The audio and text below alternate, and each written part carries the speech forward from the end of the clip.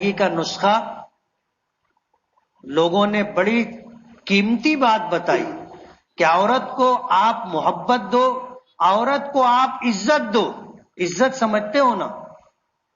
عورت کو آپ عزت دو، وہ کبھی آپ کے حقوق ضائع نہیں کرے گی.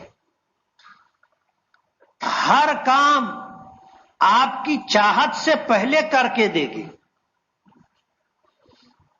آپ پیار و محبت کا سلوک کرو اور اس کی عزت اور اس کا احترام کرو. ہر شخص کو اللہ نے ایک عزت نفس دی. پچھلے دنوں میں کہیں کتاب پڑھ رہا تھا تو ایک واقعہ میری نظر سے گزرا کہ شوہر نے کسی بات پر بیوی کو مارا، بچے بھی موجود تھے. مار دینے کے بعد گرمی گرما کا وقت تھا، غصے کا موقع تھا، گزر گیا. شوہر کو وقت گزرنے کے بعد ندامت ہوئی کہ میں نے مارا، اچھا نہیں کیا.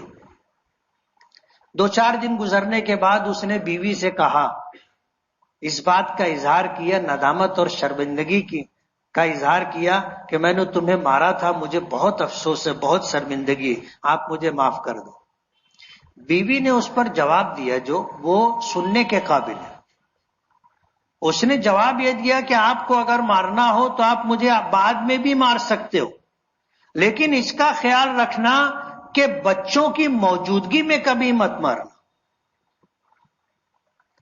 بچوں کی موجودگی میں آپ نے مارا تو مجھے یہ احساس ہو رہا ہے کہ آج بچوں کے درمیان میری عزت ختم ہو گئی اور یہ ملال مجھ کو زندگی بھر رہے گا. یہ ملال زندگی بھر رہے گا کہ تم نے مجھے بچوں کے سامنے بے عزت کیا ہے.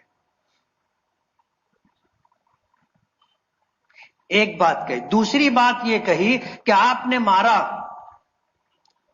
آج 3 دن ہو گئے، 3 دن ہو گئے، بچی پر اثر یہ ہے کہ 3 دن سے وہ بخار میں. ظاہر بات ہے بچوں کو ماں سے جتنا لگاؤ ہوتا ہے، ہم اس مرحلے سے گزر چکے، ہم نے بھی بچپن گزارا ہے.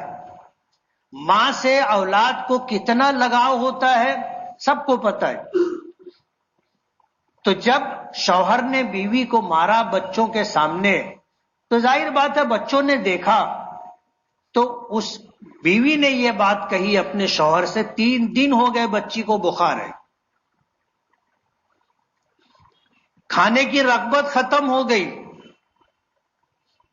کھلانا چاہتی ہوں وہ کھانے کے لیے تیار نہیں. تو بیوی نے کہا کہ آپ کو مارنا ہو تو آپ بعد میں مار سکتے ہو لیکن بچوں کے سامنے مت مارنا. آپ بیوی کو پیار اور محبت دو، عزت اور احترام دو، آپ دیکھو آپ کی زندگی کتنی خوشگوار رہے گی. اپنی ماں کے سامنے، باپ کے سامنے، بھائیوں کے سامنے، بہنوں کے سامنے، پرائے لوگوں کے سامنے کبھی بیوی کی بے عزتی نہیں کرنا.